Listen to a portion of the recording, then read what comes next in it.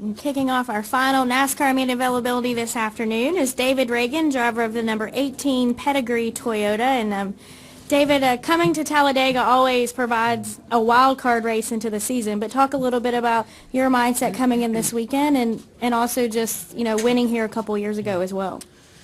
Yeah, any track you can come back to that you've won at before is a great feeling.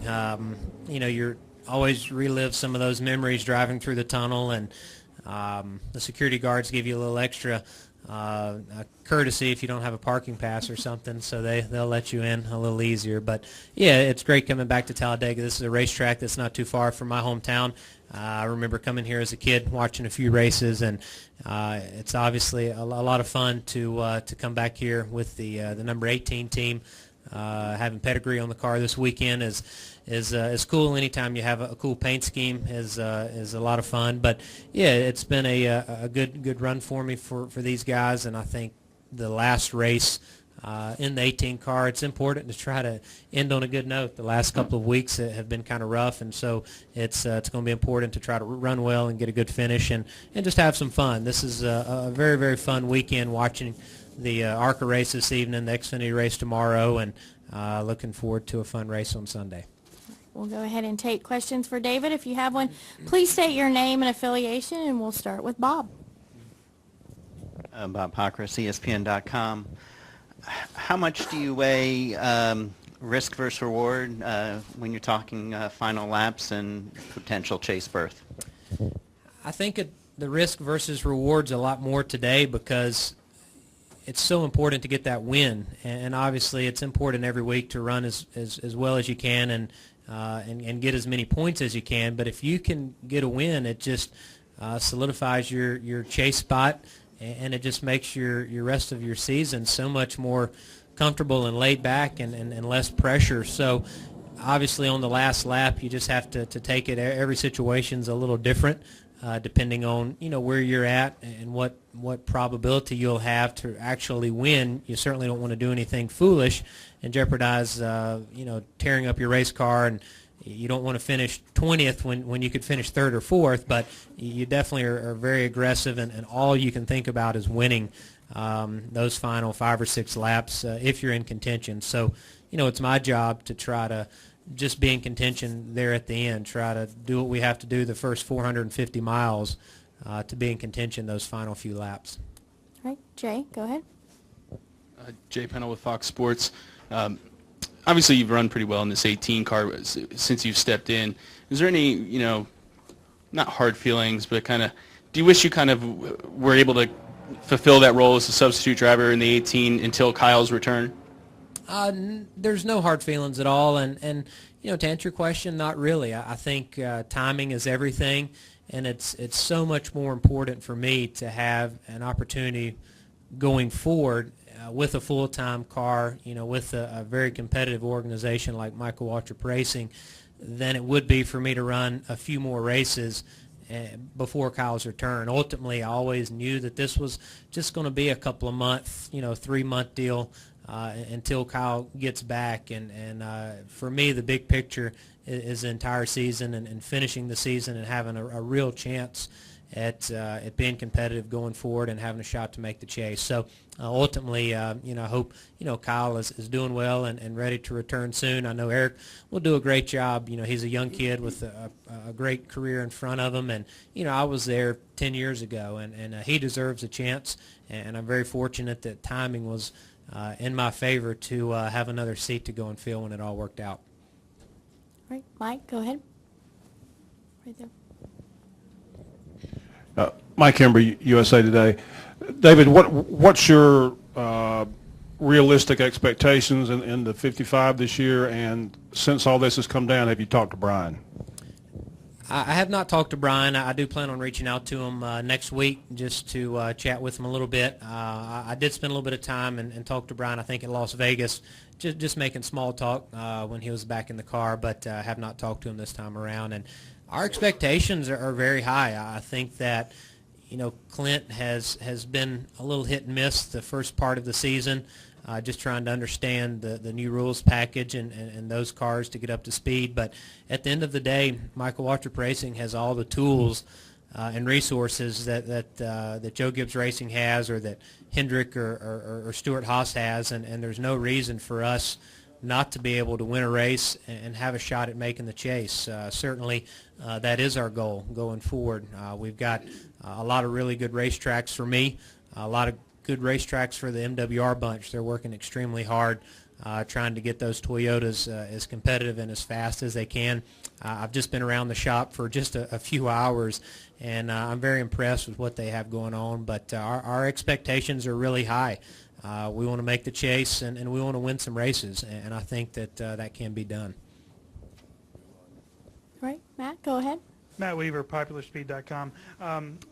By the end of the year, I was kind of adding up the totals. You will have driven for 2 different manufacturers, 3 different teams, and 8 different teammates. So one, how surreal has that entire process been? And then lastly, when leaving JGR, has there been any sort of not sharing proprietary information or just excluding you from team meetings, or how has that process gone?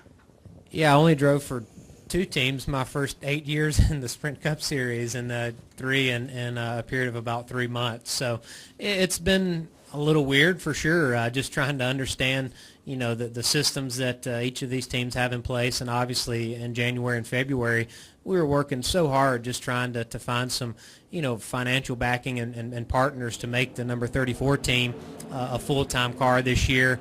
Obviously Daytona is a very important race, and so we got that behind us, and then the Joe Gibbs Racing deal happened, and just trying to meet their people and understand how they do things and their way of you know, running through a race weekend, and learning the guys' names on the team. I think just this weekend I've finally gotten everyone's name down, and so that process has got to start all over again. But I tell you, the Gibbs organization has been great as far as including me as a part of their team. And you know, I've had some experience obviously working with Carl and Matt in the years past, but Denny's been a very good teammate and has been, you know, really helpful at a lot of tracks that he's really good at. But going forward, the Michael Waltrip Racing guys appear to be the same way as the Joe Gibbs Racing teams. Obviously, I don't have a lot of experience with Clint and haven't spent a lot of time with him, but he's one of the best drivers in our sport today. They've got some really smart people,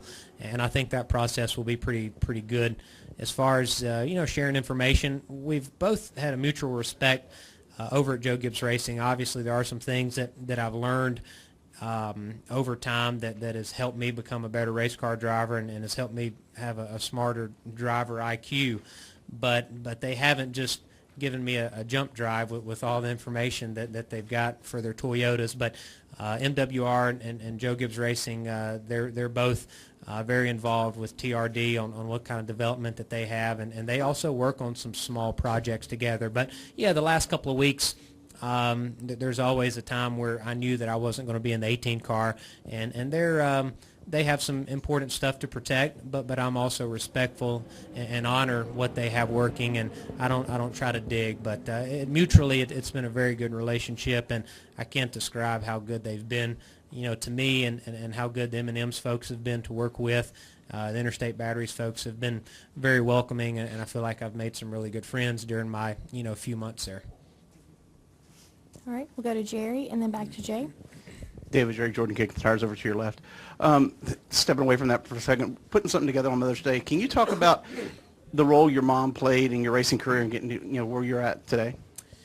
Yeah, my mom probably hasn't gotten thanked enough over the years. It's always about my dad or, you know, my uncle or family members that have really, you know, paved the way from a mechanical standpoint or financial standpoint. But certainly, like in my household today, the mom is what takes care of things while the rest of the family is gone racing. And yeah, my mom, even though she couldn't tell you the difference between a lug nut and a carburetor, she loves racing. She's a big racing fan, a big supporter of David Ragan, and so it's always encouraging to have family members, you know, love you unconditionally, but also love what you're doing. And so my mom, you know, hasn't missed a race, you know, that my dad or my family will attend, and obviously, you know, just keeping me in line those days that I didn't want to go to school or I didn't want to do other things.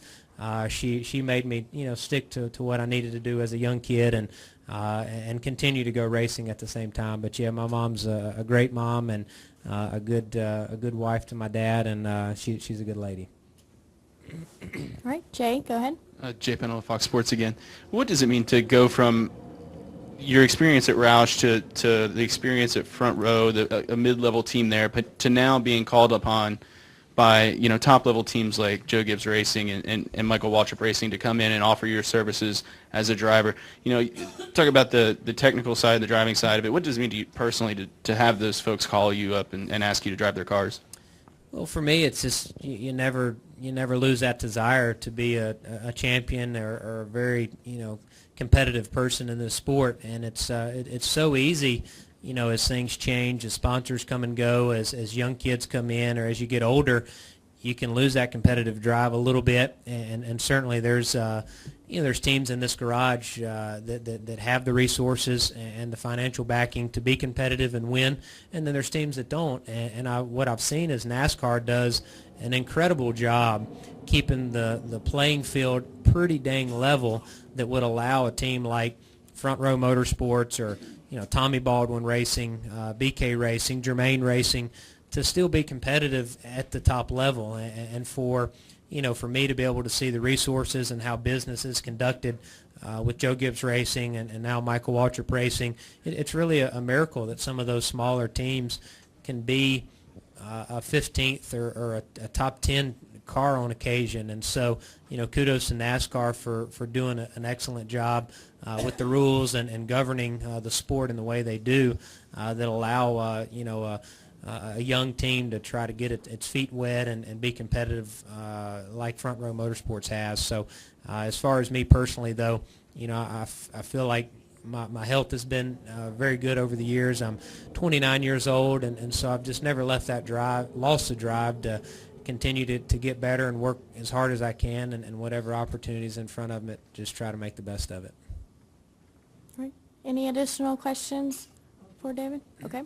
We'll take our final question from Stan. Hi, David. Stan Creekmore with RPMTonight.com. With all the success that you're having and the movements that you're making, still in the back of your heart, is there a little sadness that you're leaving a team that has put so much effort into your growth? Yeah, anytime you leave an organization that you've made good friends with, there is. I think, when I left Roush, I really hated the set of circumstances that I was departing on, made a lot of good friends, and have continued to stay in touch and be friendly with Jack and Steve Newmark and even Jeff Smith and some of those guys. And I think the same thing, goes on here. Life does go on.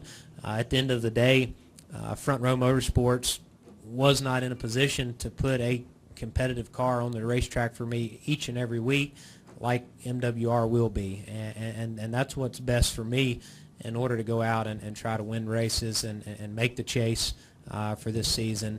But Bob Jenkins and Jerry Freese, David Gilliland, obviously Cole Witt this year, they're really, really good friends to me, and I'm grateful for that time that I've had over there. Mutually, I feel like we both made that team a lot better. We're able to get a win for them and some top 10s and top 5s along the way. So we've had a lot of fun, but life does go on, and we can still be friends, but at the same time, I've still got some unfinished business to go take care of, and that's the way it is.